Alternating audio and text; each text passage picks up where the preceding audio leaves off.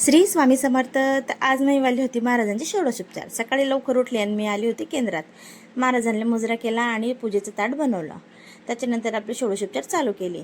आणि तुम्हालाही असा प्रश्न पडला असेल, काय गड्या ही बाई घडी घडी केंद्राचंच दाखवते, कधी महाराजांचे षोडशोपचार दाखवते, तर कधी पारायणचं वाचन दाखवते, तर कधी पादुका पूजन दाखवते. त्याच्यात मी तरी काय करणार आहे? माहीत त्याच्यात काहीच चुकी नाही आहे. कारण ज्यांना कोणाला स्वामीनामाचा छंद लागला आहे त्यांना स्वामी महाराजांशिवाय दुसरं काहीच दिसत नाही. आणि मी पण एक त्यातलीच आहे. कारण स्वामी महाराज आणि त्यांच्याशिवाय मला काहीच दिसत नाही. स्वामी सेवाच माझ्यासाठी सर्वस्व आहे. आणि व्यवस्थित मी षोडशोपचार केली, पूजा वगैरे केली, आरती झाली.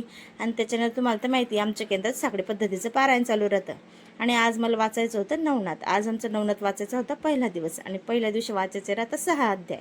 6 अध्याय वाचून पूर्ण झाले. आणि त्याच्यानंतर मी आले घरी आल्यावरती सर्व कामं आवरून घेतली. आणि आज आम्हाला संध्याकाळी जायचं होतं मयुरीच्या घरी, कारण त्यांच्याकडे होतं आज पादुका पूजन झालं. आणि त्यात असं झालं आज पावसाने हजेरी लावली.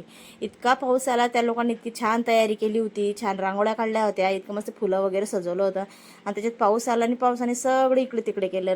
रांगोळ्या राहिल्या ना, फुलं राहिले. आज तर पाऊस आला होता. आणि त्याच्यानंतर आता आम्हाला जायचं होतं घरी. आणि पाऊससुद्धा बंद होत होता. मग आता घरी जायची वेळ आली. म्हटलं चला आता घरी निघाले, तर चला मग आपण भेटूया पुढे.